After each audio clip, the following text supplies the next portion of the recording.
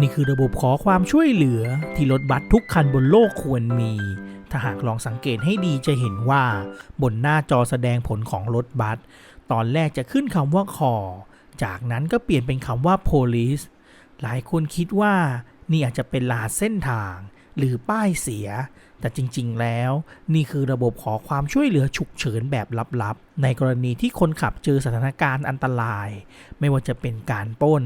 การจับตัวประกันหรือเหตุการณ์ไม่คาดฝันต่างๆที่ไม่สามารถโทรแจ้งตำรวจได้คนขับก็แค่กดสัญญาณลับนี้เพื่อแจ้งให้คนรอบๆรู้ว่ากำลังมีเหตุร้ายเกิดขึ้นอยู่บนรถและเพื่อนๆคิดว่าระบบนี้ควรมีในไทยไหม